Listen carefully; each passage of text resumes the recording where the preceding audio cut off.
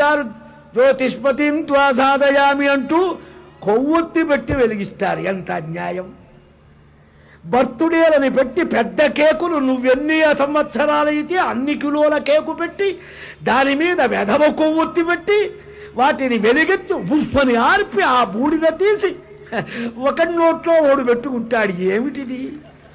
ఎంత విచిత్రమైన విపరీత వికార అట్టహాసం! అన్య సంస్కృతిని అలవరుచుకొని పూసుకోవటం, మన భారతీయ దివ్య పవిత్ర ధార్మిక ఆర్ష సంస్కృతి వైభవ ప్రాభవాలని మరిచిపోవటం, అవివేకాన్ని నెత్తిన తెచ్చిపెట్టుకోవటం.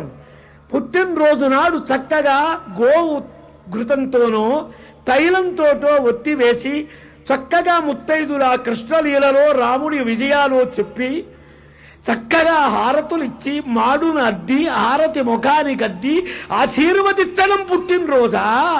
కొవ్వొత్తి వెలుగొచ్చి బూడిద చెయ్యటం ఇదెక్కడ కర్మ? 50 ఏళ్ళు బతికేవాడు 30 ఏళ్ళ కృష్ణార్పణం కావటమా? ఈ కొవ్వొత్తి ఏమిటి? ఈ డబల్ రొట్టెలు తింటామేమిటి? కేకులేమిటి? చక్కగా చలివిడి తినరాదా? స్వీటు పెట్టుకోరాదా? గులాబ్ జామ్ పెట్టరాదా? మనకు హీనమైన నీచమైన అన్య అనుకరణ చాలా పెద్దదండి. మనల్ని నిజంగా పాడు చేసింది పాశ్చాత్యుడు.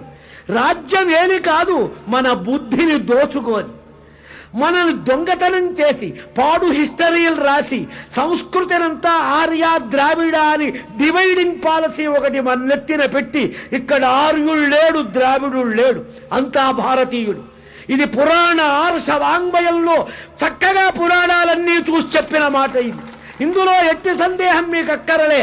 ఆర్యం ద్రావిడ అనేది కల్పన, అభూత కల్పన, మనల్ని పాడు చెయ్యటం బాగా తెలిసిన ఆంగ్లేయులు పెట్టినటువంటి మహత్తర వ్యామోహ పిశాచం అది.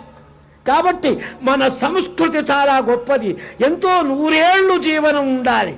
శతాయుర్భవ శతమానం భవతి శతమనంతం భవతి.